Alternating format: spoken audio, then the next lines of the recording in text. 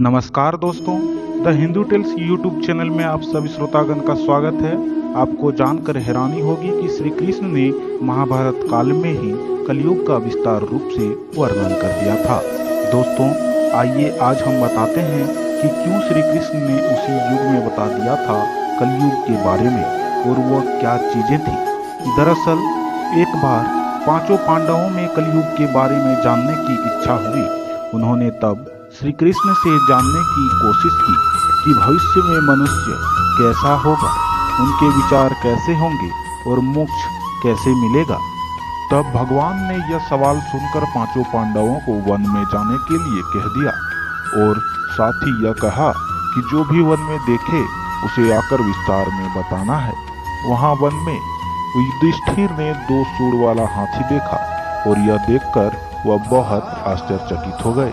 उन्हें जब वापिस आकर उस दृश्य के बारे में भगवान कृष्ण को बताया और इसका अर्थ पूछा तो उन्होंने बताया कि कलयुग में कुछ ऐसे लोग राज करेंगे जो बोलेंगे कुछ और करेंगे कुछ और।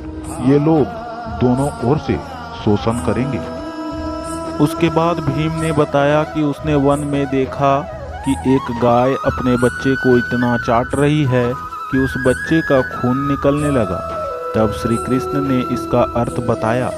श्री कृष्ण ने बताया कि कलयुग का मनुष्य अपने बच्चों से इतना आसक्त होगा कि ऐसी ममता के कारण बच्चों का विकास ही रुक जाएगा।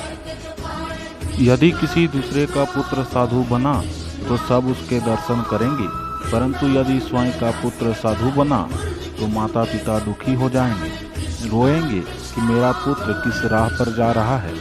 कलयुग में लोग बच्चों को मोहमाया और परिवार में ही बांधकर रखेंगे। इस तरह उसका जीवन वहीं नष्ट हो जाएगा।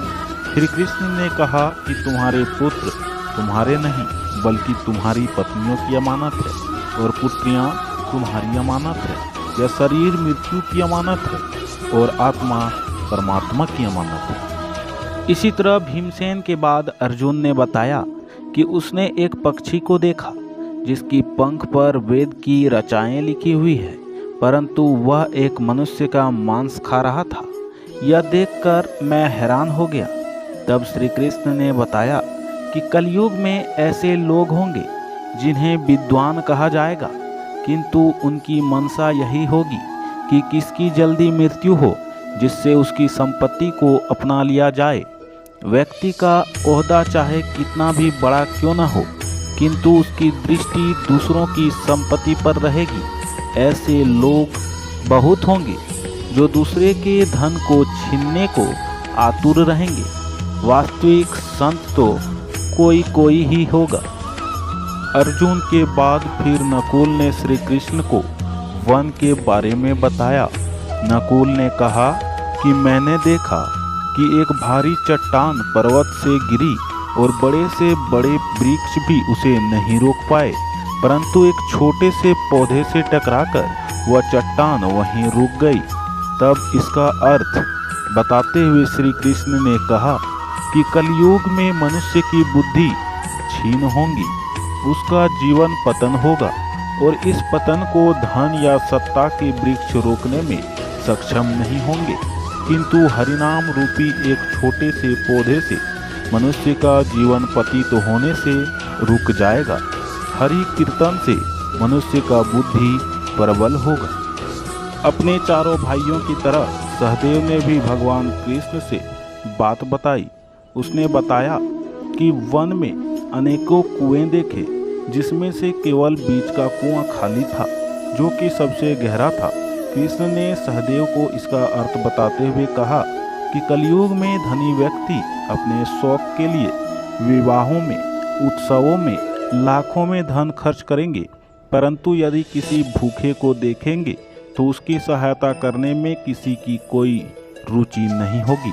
इंद्रियों की संतुष्टि, मदिरापान, मांस भक्षण और व्यसन में धन खर्च किया जाएगा।